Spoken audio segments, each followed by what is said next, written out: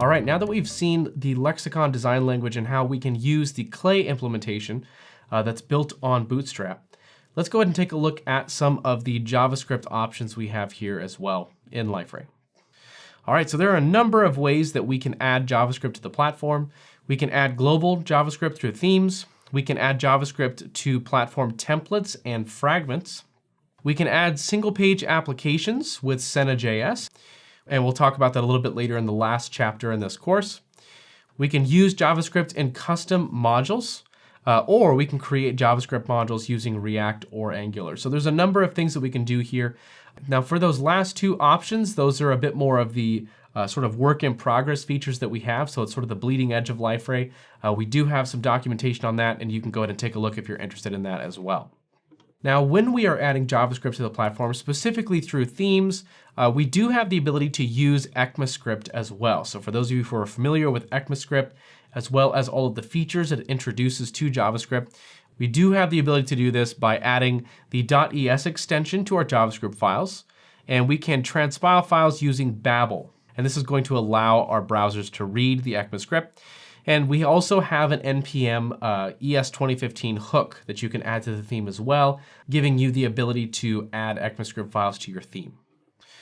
All right, we also have some JavaScript frameworks that you are able to use as well. We have Metal.js, which is an in-house framework that we use. It's not necessarily recommended for everybody, but it does give us some UI components, some JavaScript components that we can take advantage of on the platform. So if you're interested in Metal.js, go ahead and take a look at the Metal.js documentation that you can find online. And we also have Lodash and jQuery as well. Okay. Now in general, we would say that it's actually a good practice to stick with semantic JavaScript when you can.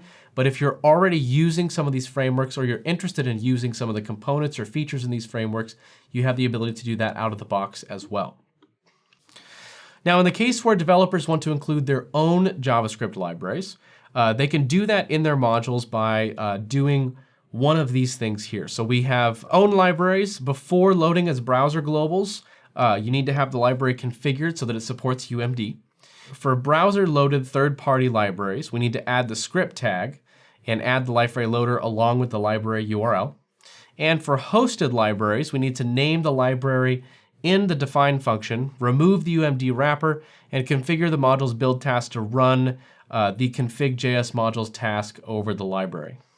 Now, if you're just adding a JavaScript library to the theme, you can simply add the script tag and the URL in the HTML source file, which we'll talk about when we are creating our theme together. All right, so there are a number of ways of adding your own JavaScript as well. You can add them anywhere from our global modules to our specific templates, okay, or fragments, as we mentioned before. We have the ability to use Metal.js, Lodash, and jQuery as well. And you can take advantage of any JavaScript framework by simply adding it into the particular module or even template that you're going to be using as well. All right, so of course, we'll see an example of this when we build our theme together. We're going to add a little bit of JavaScript and work on that together. But it's good to note that these are the options available to you for JavaScript on the Liferay platform. All right, so in the next section here, we'll go ahead and take a look at our HTML markup framework called FreeMarker. All right, see you in the next video.